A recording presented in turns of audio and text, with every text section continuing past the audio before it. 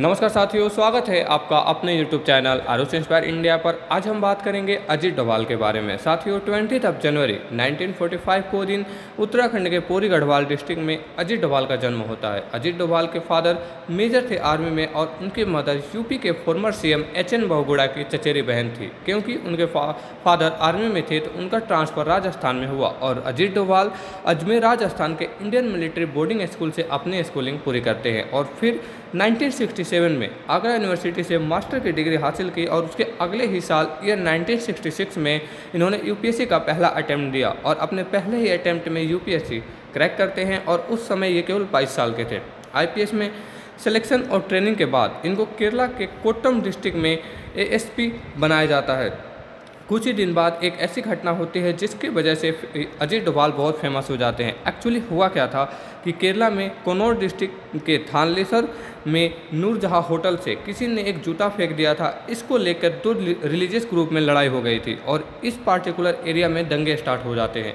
ऐसे में कांग्रेस सरकार थी और कांग्रेस का जो होम मिनिस्टर थे के करुणाकरन, इन पर प्रेशर आता है कि ये एक ऐसे ऑफिसर को ढूंढ रहे थे जो इस एरिया में जा सके, क्योंकि उस टाइम पे इतना सिचुएशन ख़राब हो चुका था उस पार्टिकुलर एरिया में कि कोई भी पुलिस अफसर जाने के लिए तैयार नहीं था।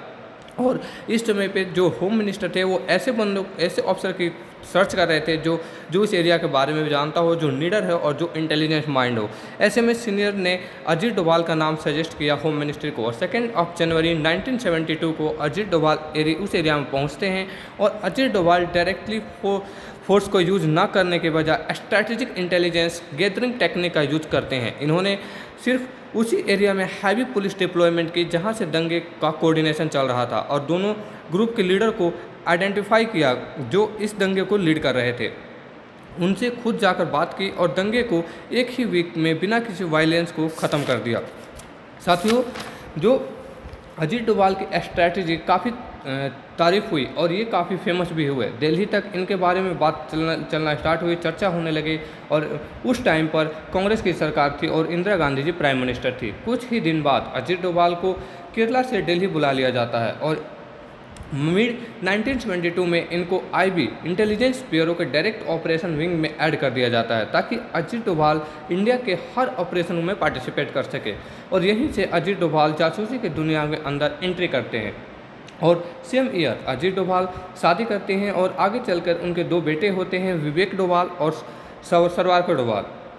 और इसी टाइम के आसपास मिजोरम में को लेकर इंदिरा गांधी जी बहुत परेशान थी, क्योंकि एक्चुअली हुआ क्या था कि उस समय मिजोरम असम का ही पार्ट था। तो मिजोरम का एरिया को सूखा पड़ने की वजह से वहाँ के लोग 1.5 लाख रुपए का कंपनसेशन सरकार से मांग रहे थे और ना मिलने पर एक लाल डेंगा नाम का आदमी था जो उस समय Mizoram national famine front MNFF बनाया और फिर आगे चलकर इसका नाम the Mizo national front MNF कर दिया।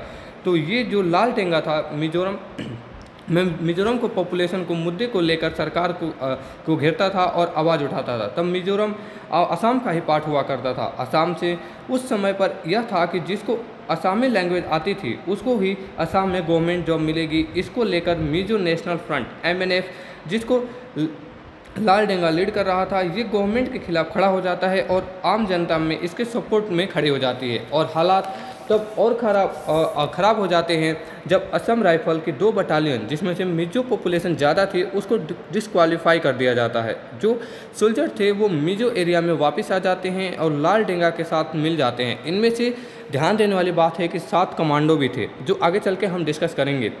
और मिजो को इंडिया से अलग करने की बात स्टार्ट हो जाती है और BSF पर अटैक भी किया जाता है, उनको पीछे किया जाता है और अपना फ्लैग लगाया जाता है और एक नया देश अनाउंस कर देते हैं।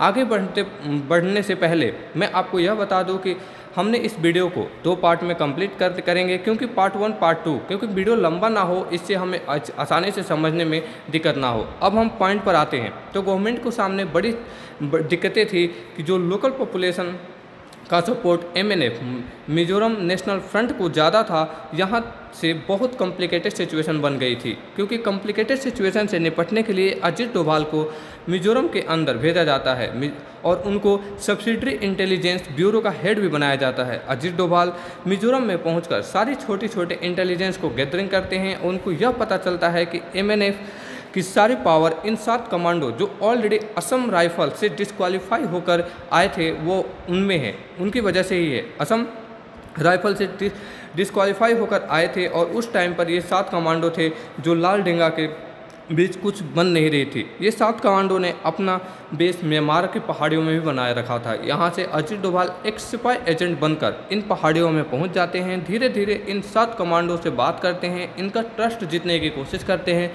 बहुत ही कम समय में इनको ड्रिंकिंग पार्टनर भी बना लेते हैं और रोज़ दारू पीना स्टार्ट कर देते हैं। इनफैक्ट इन 7 को अपने घर को पे भी बुलाते हैं और खाना खिलाते हैं। यहाँ तक कि इस बात को इतना सीक्रेट रखा गया था, उनके वाइफ को भी नहीं पता था कि जिसके लिए वो खाना बना रही हैं एक्चुअली में वो मिलिटेंट थे। और अजीत डोभाल की पूरी तारीफ भी की जाती है। कमांडो का ट्रस्ट तो ये जीत लेते हैं, तब समझने की कोशिश करते हैं कि तुम कैसे भी करके इंडिया को साथ आ जाओ, और अगर तुम इंडिया के साथ आते हो तो मिजोरम को एक अलग स्टेट बनाया जाएगा और आप लोगों को मंत्री का पोजीशन भी दी जाएगी। और छोटे से इशू थे जो आम जनता को भी रिजॉल्व कर दिया जाता है। अगर आप नहीं मानते तो किसी न किसी एक दिन इंडियन आर्मी घुसेगी, सारा खत्म कर देगी और आपको हाथ कुछ नहीं लगेगा। तो इस तरह से ईयर 1972 से लेकर 1974 तक कंटिन्यूस अजीत डोभाल इन लोगों को समझाते हैं और 7 में से 6 कमांडर को अपनी तरफ कर लेते हैं। इस समय पर लालडेंगा कमज़ोर हो पड़ जाता है क्योंकि जो 7 में से 6 कमांडर थे वो इंडिया के सपोर्ट में बात कर रहे थे। उसको अब लालडेंगा के पास मजबूरी हो गई थी कि इंडिया के साथ पीस टॉक स्टार्ट कर देता है। इसके बाद मिजोरम एक स्टेट बनाया जाता है और लालडेंगा सीएम बनते हैं। इसकी क्रेडिट भी अजीत डोभाल को जाता है। अब इधर अजीत डोभाल मिजो में थे और सेम टाइम पर सिक्किम जो एक प्रिंसली स्टेट था, वहाँ का जो राजा था पाल्डेन नामग्याल, वो यूएसए के हनी ट्रैप में फंस जाता है और यूएसए की एक CIA एजेंट थी होप क्रूप करके इनसे शादी कर लेता है। और होप क्रूप वो जो यूएसए की CIA एजेंट थी वह उस समय पर सिक्किम की रानी बन जाती है और जो सिक्किम है उस समय पर यूएस के इंटेलिजेंस और इशारे पर चलने लगता है। अब इससे निपटने के लिए इंदिरा गांधी RWA के हेड RN काव से बात करते हैं और उनको सिक्किम भेजती हैं। RN काव एक प्लान बनाते हैं जिसमें था कि ये सिक्किम की जो लोकल पार्टी थे उनको सपोर्ट करेंगे, उनको बढ़ाएंगे और उनको फाइनेंशियली सपोर्ट करके राजा के अगेंस्ट करेंगे और राजा को वीक करेंगे। अब सिक्किम की जो छोटी पॉलिटिकल पार्टी थी जिसको राजा के खिलाफ करना था और वो आम जनता के सपोर्ट लेना चाहते थे, ये टास्क भी अजीत डोभाल को दिया गया। और अजीत डोभाल ने ये टास्क मिलते ही प्लान बनाते हैं कि सिक्किम की एक local party Sikkim national Congress, जिसको लीडर थे डोरजी काजी करके, इससे बात करके सेट कर लेते हैं और सारी चीज़ें एज पर प्लान ली जाती है।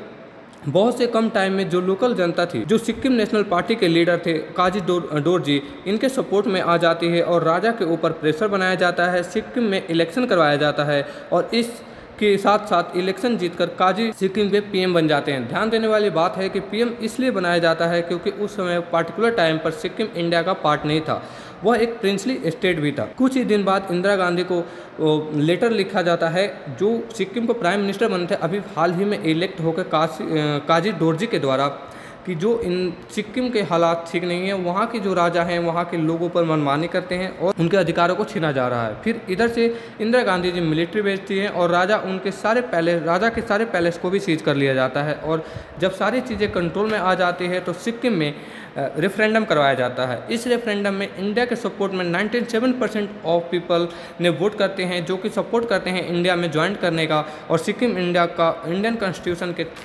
36 अमेंडमेंट एक्ट में 16 मई 1975 को इंडिया का एक स्टेट बन जाता है और काजी डोरजी सिक्किम के CM बनते हैं। अब यहाँ तक सारी सिचुएशन इंडिया के हाथ में आ जाती है। CIA एजेंट जो थी राजा को डिवोर्स देकर वापस USA चली जाती है और ये जो काम किए थे अजीत डोभाल ने, इसके लिए इनको president of the police medal दिया जाता है, जो कि जनरली 14 साल पर दिया जाता है। लेकिन उस समय पर अजीत डोभाल की सर्विस केवल 7 साल थी। उनकी काबिलियत को देखते हुए और उनके काम को देखते हुए इंडियन गवर्नमेंट ने जो 14 साल था प्रेसिडेंट ऑफ पुलिस मेडल का, उसमें अमेंडमेंट भी किया था ताकि उनको प्रेसिडेंट ऑफ पुलिस मेडल दिया जा सके।